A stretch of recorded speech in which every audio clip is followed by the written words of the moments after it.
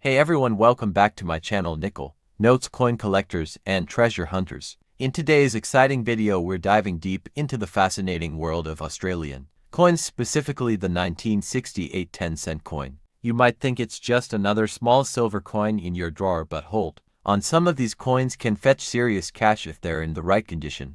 First, let's talk about the design. The reverse of the 1968 Australian 10-cent coin was created by Stuart Devlin, a renowned Australian designer and goldsmith.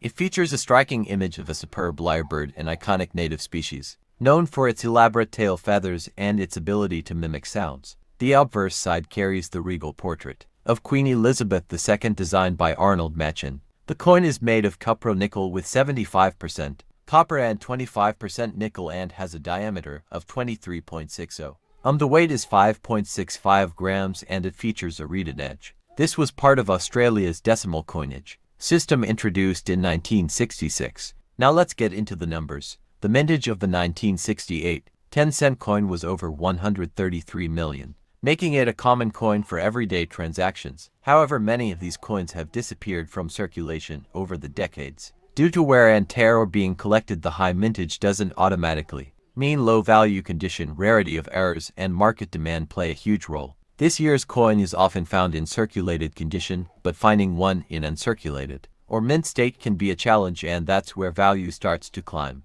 In circulated condition, a 1968 10-cent coin is typically worth its face value or slightly above, around 20 cents to $1 odd, depending on its wear and appeal. However, things get interesting when we look at uncirculated or mint state examples, particularly those graded by professional services like PCGS or NGC. A high-grade coin, say MS64 or above, can sell for $20 to even $100 depending on market conditions. Some proof examples, or those from mint sets, also fetch higher prices due to their superior strike and preservation. Here's where collectors get really excited. Error coins. Some 1968 10-cent coins have been found with off-center strikes, die cracks, double obverses, or weakly struck reverse images. These error types can skyrocket the value into the hundreds of dollars if authenticated. An off-center strike with a clear date and full lyrebird image, for example, is highly prized, so if you come across a 1968 10-cent coin with something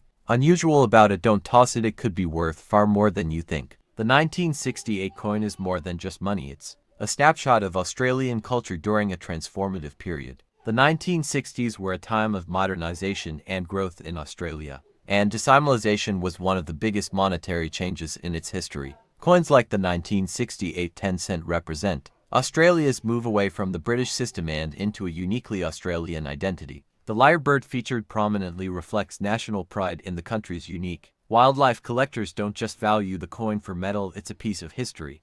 Over the past decade, the coin market has seen surging interest in Australian decimals. The 1968 10-cent coin has held steady value, but as more collectors seek out high-grade or rare examples, demand has been slowly increasing. Online platforms like eBay and numismatic auction sites show frequent listings with top-quality coins selling fast. And as fewer high-grade coins remain in the wild, values are likely to increase further, especially as new generations of collectors emerge. If you think you might have a valuable 1968 10-cent coin, the first step is careful examination. Use a magnifier to check for mint luster, any signs of doubling or mint errors. Handle it by the edges. Oils from your fingers can reduce value. If the coin looks promising, consider submitting it to a grading service. Store your coins in coin flips, capsules, or albums to protect them from damage. Preservation plays a huge role in long-term value, especially as the coin ages past the 50-year mark. Thinking about buying or selling one of these coins,